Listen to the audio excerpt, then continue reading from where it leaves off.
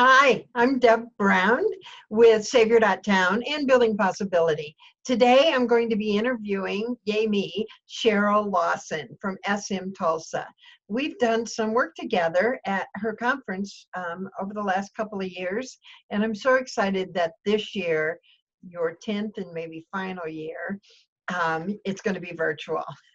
I won't tell anybody because sometimes you change your mind. So give me some background on you, Cheryl. Who are you and where do you live and what do you do for a living? Oh gosh. So I am Cheryl Lawson. Hello, everybody. I am excited to be on your show, Deb. It's so great to see your face. So I am Cheryl Lawson. I live in Tulsa, Oklahoma. Have been here now for 10 years. So that helps my memory now. If it's the 10th conference, I've been here 10 years. But I am born and reared here in Tulsa. Moved away and worked in corporate America for 16 years in various sales and marketing jobs. But in 2009 or 10 or so, I moved back here and really was looking for the social media community. I was kind of involved in the 140 conference experience in Southern California, and I really enjoyed the community of that and wanted to find it here when I moved back home. I didn't see it, so I started it. And the social media Tulsa became this, really great community of, geeks like me who love social media and, digging into all of the gadgets and technology that were changing the landscape of our marketing lives and our business lives. And eventually, I don't want to do long story short, but social media Tulsa became my business. And the conference was an idea that came out of people just coming to the community wanting to learn more. And that's just how it started. And then as people came to the community and the conference, they started hiring us to do social media for them and their events. And so then I think I learned from one of our conferences is that the narrower your niche, the broader your reach. I think Becky mentioned something like that in 2015. And so I decided to specialize in events. That was where my happy place was. And SMTulsa became an opportunity to become my own client. Well, that's pretty awesome. So what kind of people, so it's a group of people that come together. Sometimes they know each other, sometimes they don't, the speakers and the attendees actually. So what are some of the things the speakers have talked about in the past?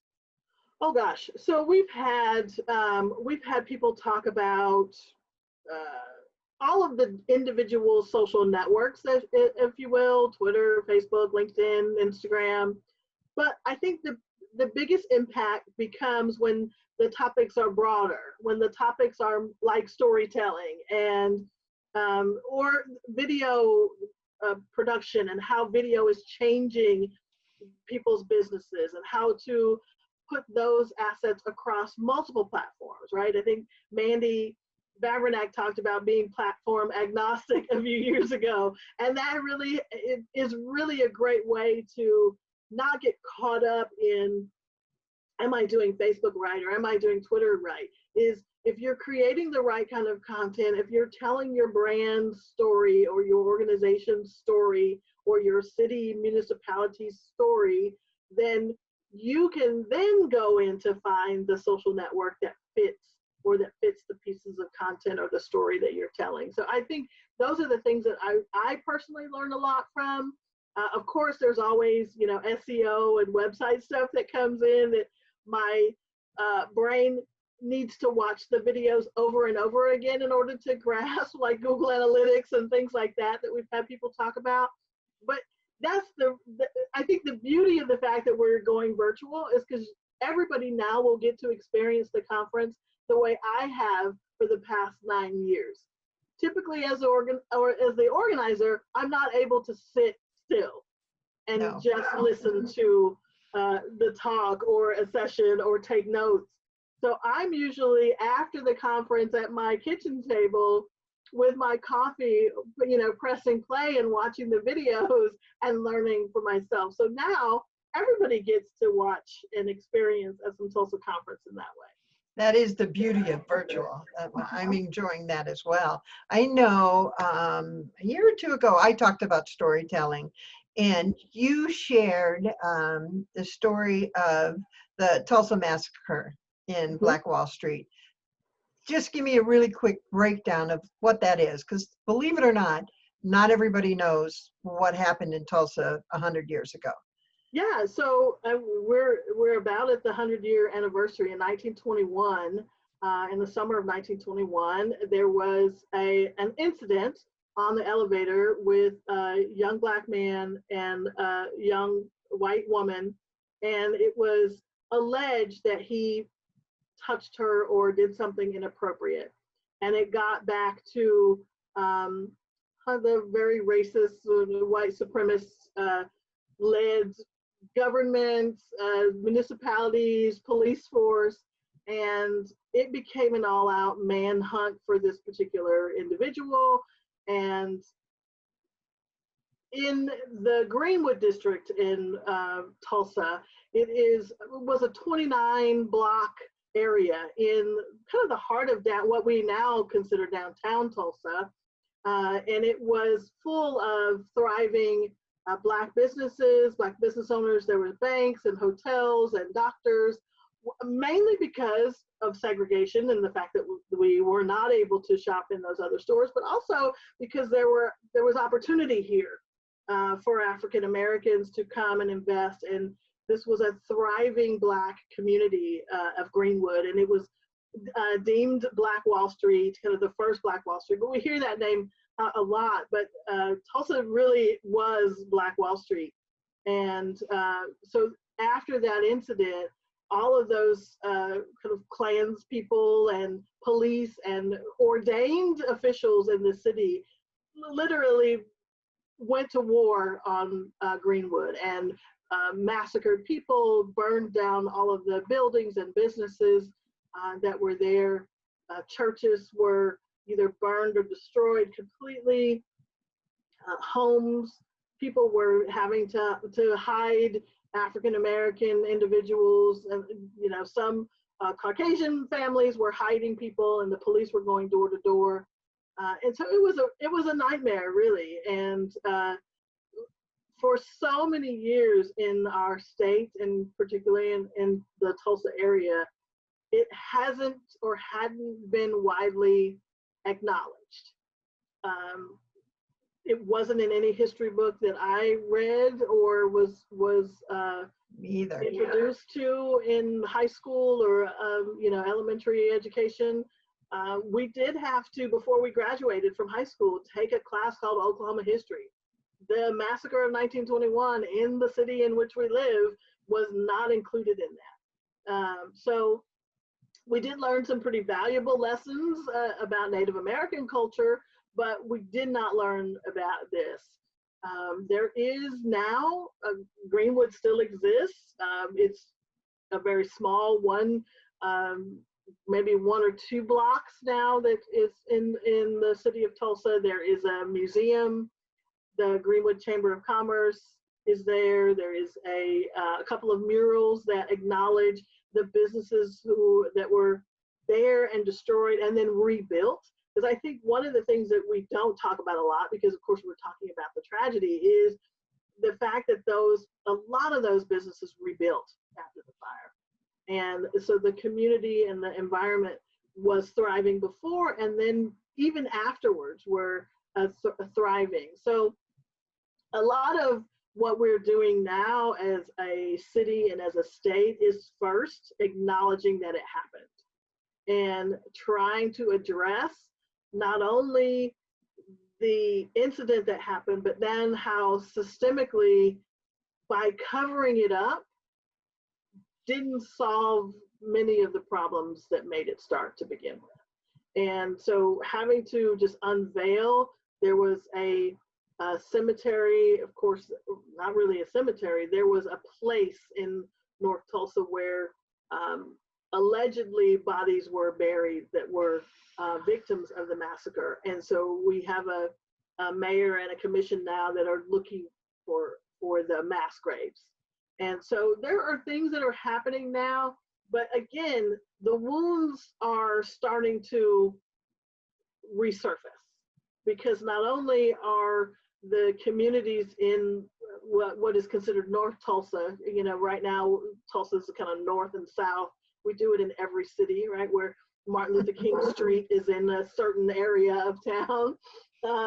But, you know, the economic development in those areas has been ignored, and most of it was systemic. There were laws in place that only Black people could live here and only white people could live in certain areas. And so we're all now faced with the reality of that. My father was active in the civil rights movement here in Tulsa. And one of the things he would always tell me was that he regretted not teaching us to come back home with the knowledge, right? They fought and fought and fought for us to have equal opportunity. But once we did, we went off to college and got our education and started working in corporate America, and we stayed in those places instead of bringing the knowledge home and building our communities.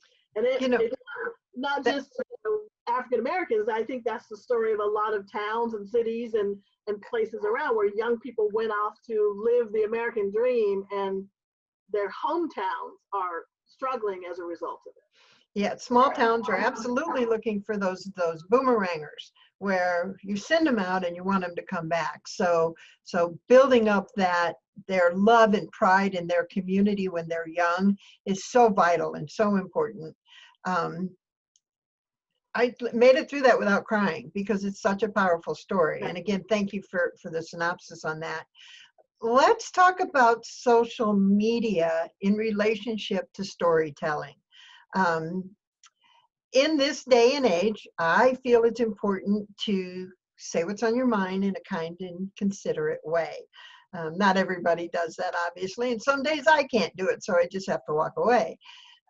How could that story of the Tulsa massacre, and in fact it's a massacre, and that's important to use that word, how can we use social media to share that information? What is your city doing to do that sort of thing? Because you're coming on 100 years. What's really interesting is I think social media is responsible for the term 1921 race riot to be completely erased from the vernacular. Because when you use the word riot, it assumes that there were people on both sides destroying Black Wall Street and Greenwood, and it was just not so. So I think the first thing social media did, and at least inspired, were people requiring of us to change the way we described what happened here. There are a lot of video and documentaries being produced as we speak. We did a video a few years ago for a client who was doing an airport exhibit about Black Wall Street, and they had an exhibit in the airport. I think it was up for about 1.5 years.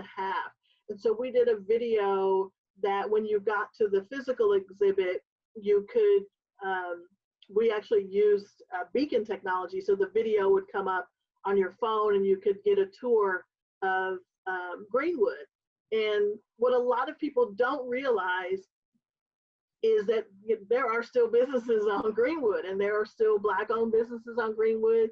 There is now a ballpark where our AAA baseball team play on Greenwood. And then as people come to this part of the city, they can look down and see placards that represent where a business that was destroyed once stood.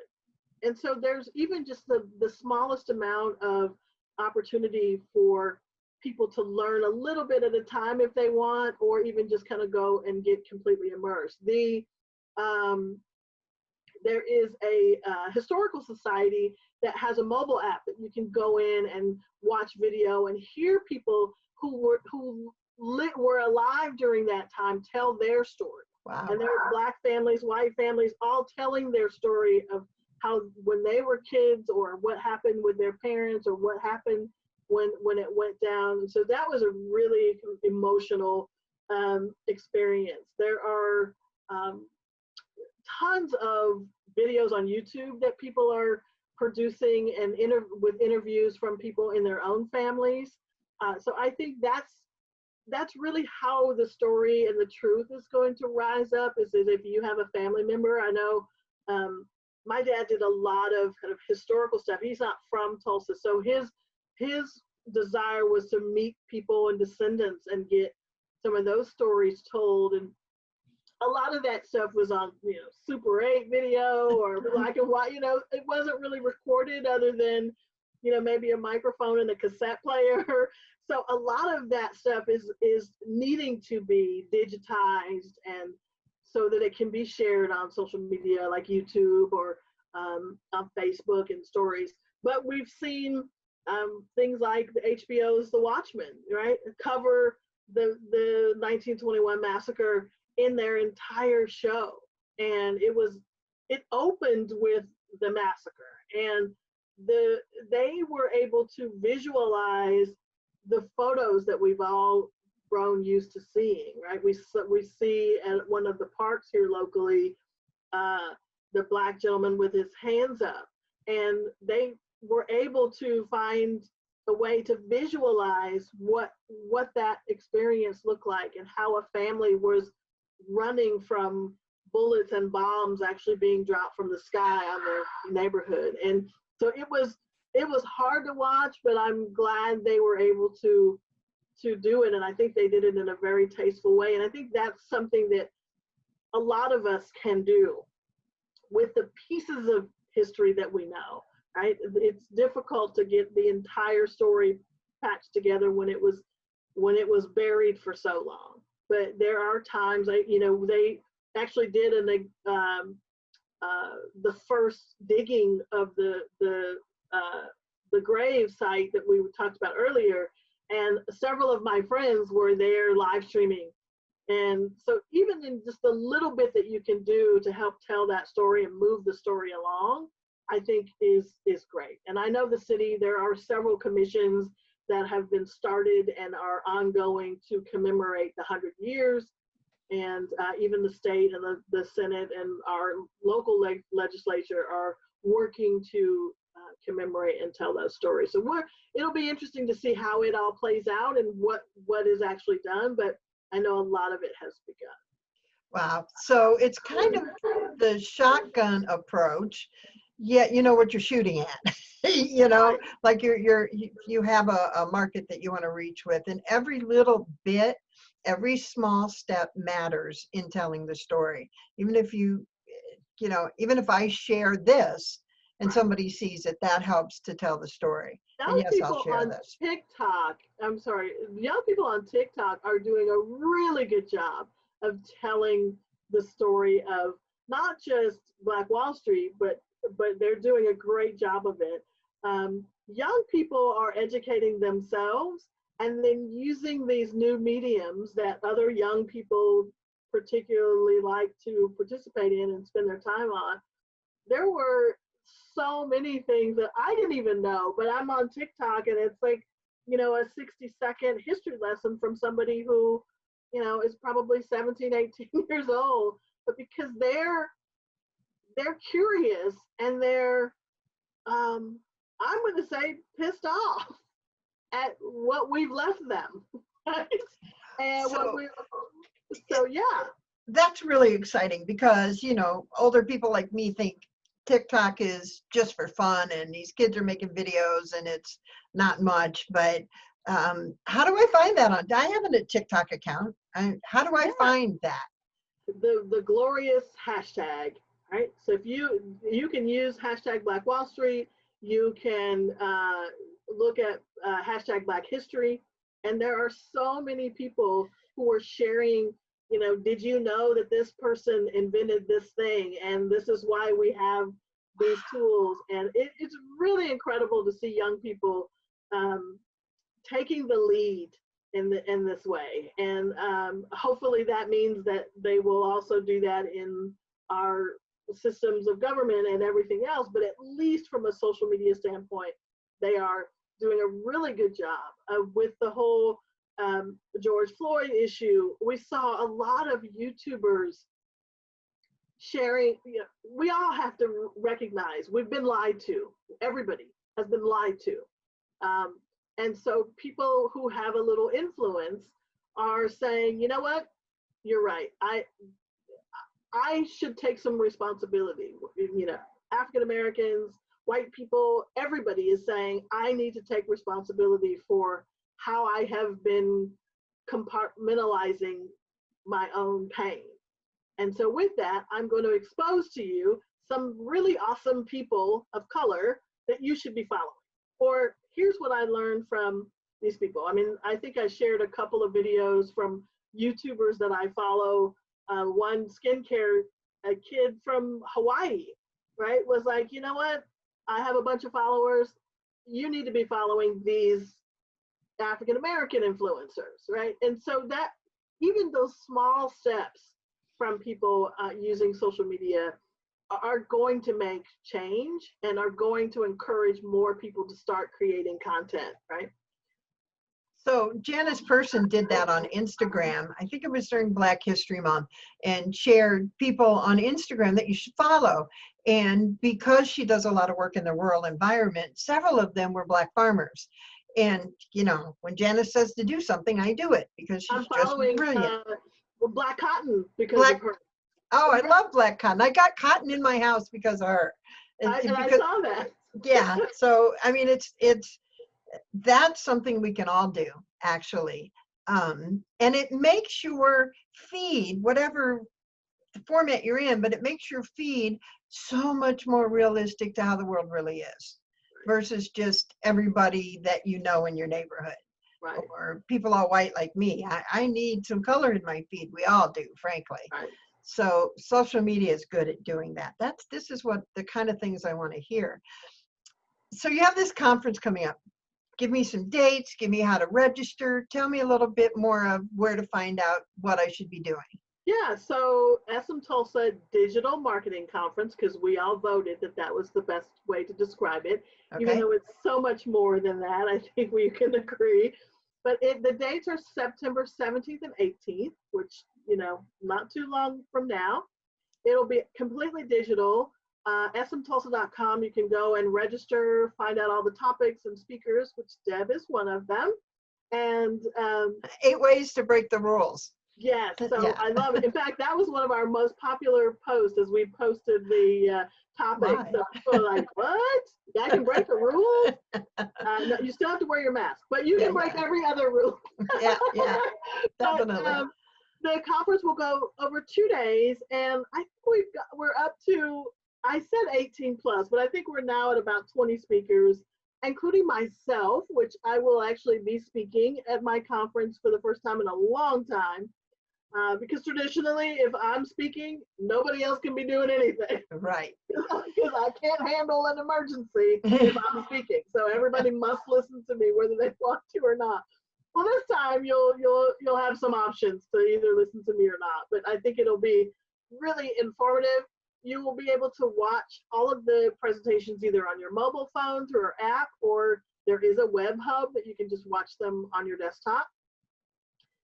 Traditionally, we were talking about this before we went live, is I've always said, hey, I'm going to introduce everything and all the speakers, and then it's the speakers hour when it's their session. And I've kind of pondered whether or not I should be moderating and be on the screen and hosting, and I think I'm not going to do that. I love that. Just let them do their thing. Yeah. The speakers are professionals. I trust them. The reason they are speaking at our conference is because they know what they're talking about, and so they will own the hour, and they will own the interaction with our attendees, and they're able to kind of craft that hour however they want to see, whether it's PowerPoint slides or just, hey, let's talk and get your questions out, and or case study, or however you want to do it. And I've always felt that way for SMTulsa conference, and I think the virtual won't change that for sure. It will I mean, I'll interject if people have questions, but I think the speakers you guys are professional enough that you can handle questions from people, right? So Absolutely. I said I'll actually be at the Holiday Inn because I'm gonna need a quiet place. I like that idea. I might have to, find one myself. I'm gonna go there and get a room, and that'll be where I spend my time. But the fortunate thing is people can watch on their own time, whether it's live. We have most of the speakers I've heard from so far say they're gonna go live. A few will record their session and then go live in the chat, which I think is perfectly fine. I think that's something that, if you can, have an edited video and upload it and people can watch whenever, but we'll also download all of the Zoom calls, all of the live, so people can watch later at their leisure. I love that. And I love going live. I mean, it brings something else to the room. So as I attend these Zoom conferences, it just thrills me to no end to see them live. Waiting for people to say things they shouldn't, maybe, or to say something they should have said and they wouldn't say it if they recorded it. If they recorded it, yeah, because you're maybe being a little too scripted, or if you record it, then you edit it out because maybe you thought it went too far. Like we would have never gotten FTFF from you had we. So at one of the conferences, at the very end of the conference, we were, I don't even know how we got on the subject, but it was hashtag F as in Frank, T as in Tom, Frank, FTFF. It was during PowerPoint karaoke. PowerPoint karaoke, yes, which is just a hoot. And I'm not going to share what that stands for in this call, but if people want to know, find me. Just find me for sure. Probably search on YouTube PowerPoint karaoke and Deb Brown, and you'll find it. So are you going to do PowerPoint karaoke? I am still trying to figure out how to do PowerPoint karaoke in a virtual setting. I think what we may do, because I haven't heard from Curtis, is we may do a session where I will host and then share screen and show the slides. I think it'll work. I think you could do that. So let me explain PowerPoint karaoke for people that don't know what it is. You are given, you sign up to be the speaker, you stand up, and you are given a PowerPoint presentation of, I don't know, maybe 10 slides, and you don't know what those pictures are. They're not related to anything, and you have to make up a presentation as you go along. It's hysterical. It is so much fun. Yeah. I'm thinking in those times, because we have some times in the schedule where there's nothing happening, like 30 minutes or, the lunch hour, where we might just pick, one or two people and do the PowerPoint karaoke. I'm still working on how to make that happen, but it's got to happen. Oh, excellent. That just makes my day, because that's just one of the fun things about the SMTulsa. It's not all serious business, but it is an opportunity to have a little bit of fun and to network and get to know either people that need your help, right? Or people that might be able to help you, or people you just should know. Right. Yeah, I mean, all three of those things. I think you can either come to learn, you can come to help somebody else, and you can come meet the people who either you need to meet or who needs to meet you. Yeah, it's a brilliant way to network, and I'm excited to see how this is going to go. So it's SMTulsa.com, or just look up the hashtag SMTulsa. Anything else, Cheryl, that you want to share today? No, I think that we've covered pretty much everything, but I'm really excited about this conference and because the people who do the mobile app that we use, they're called Hoover. Oh yeah, I wanted you to talk about them because they're awesome. They are so awesome, and so they have had to switch as well, right? They had people signed up to use their mobile app for physical events, and they had to immediately start to figure out how their app works in a virtual space. And I'm telling you, I'm kind of glad that we postponed, because they have just really figured it out. And that's Hoover, WHOVA. Absolutely. And so when you register for our conference, you get the link to download the app. And then of course we'll send that as reminders before we get to it. But there are gamification, there's networking, so you can chat and connect and get contact information from people who are in attendance. You can have private conversations and meetups with people. You can do it during the conference. You can do it right now if you want to go in and say, hey, can anybody want to go meet up and have a coffee Zoom call? And so I think really the networking potential for the app is so great, because this is how we network now, right? This is how we meet people, and they've really, really raised the bar on how things work. So, our speakers can, like we say, go live. They can upload the recorded video, and then afterwards, the videos will be available in the recorded state. Sorry about that. And my phone decided to blow up right at this moment. But, and people can go in and watch the videos after the fact, ask questions now, during, afterwards, and keep the community going for, I think, up to 6 months. They will post all of our content. That's awesome. That's awesome. Again, SMTulsa.com. Cheryl, thank you for your time today. It's always a pleasure to visit with you. And thank you for letting me interview you. You take care. Be safe. Thanks so much. You too, Deb. It's so great to see you.